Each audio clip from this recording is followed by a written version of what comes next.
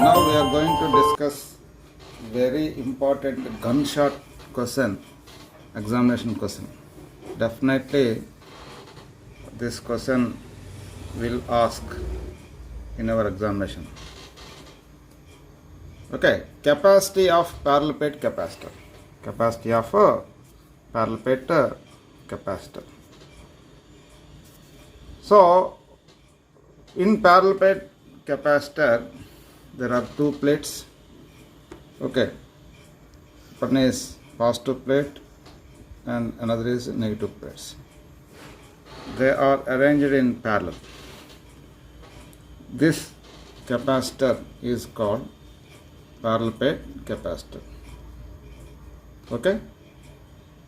Now we want to derive capacity of parallel plate capacitor. Capacity of parallel plate capacitor. Right. Now we consider a point in between these two plates. In between these two plates there is a medium present. That medium is air or vacuum.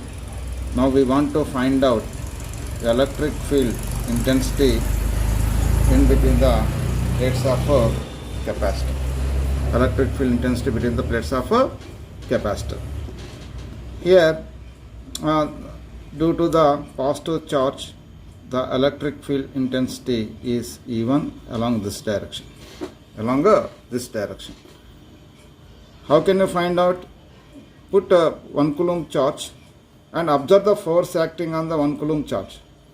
Okay, this positive plate repel that a positive 1 coulomb charge, so that 1 coulomb charge is moving away from the plate, so that the direction of electric field intensity is along that direction. So please remember, to find out the direction of electric field intensity, we have to remember that it is always in the direction of motion of unit positive charge. Right. When we place 1 coulomb charge at the midpoint between the plates of capacitor, due to the negative charged plate, that electric field intensity is also towards the negative plate. E2. That 1 coulomb charge is attracted towards negative plate. So, here the net electric field intensity is equal to, these electric fields are in same direction, they are vectors, so that they should be added. E is equal to E1 plus E2. E1 plus E2. Okay. What is E1 and what is E2 here? E1 is electric field intensity due to a charged plate. That is sigma by. Already there is a derivation in the textbook. Using that Gauss law we can derive, but that is not in the syllabus. Sigma by 2 epsilon naught. Again E2 is also sigma by 2 epsilon naught. In between the plates of capacitor, always there is uniform electric field is produced. Uniform electric field is produced. So E is equal to, we write here, they take the LCM 2 epsilon naught, that is equal to, this is 2 sigma. So E is equal to, we write here, sigma by epsilon naught. So the electric field inside the plates of capacitor E is equal to sigma by epsilon naught. Now we want to find out what here, potential difference between the plates of capacitor. Potential difference between the plates of capacitor. That is equal to, V is equal to, we write here, ED.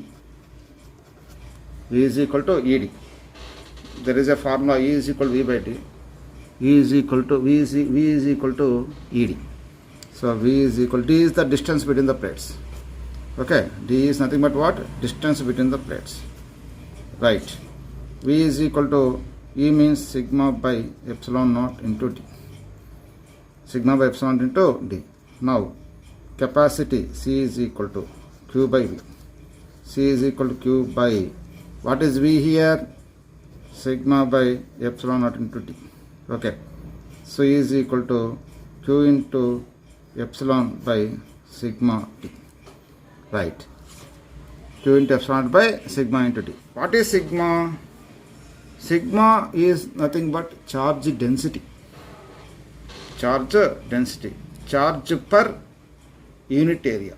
Charge per unit area. Okay, so sigma is equal to Q by A. So put this sigma in this equation. C is equal to Q into epsilon naught by Q by A into D. QQ cancel. So C is equal to what we write here, A into epsilon naught by D. Okay.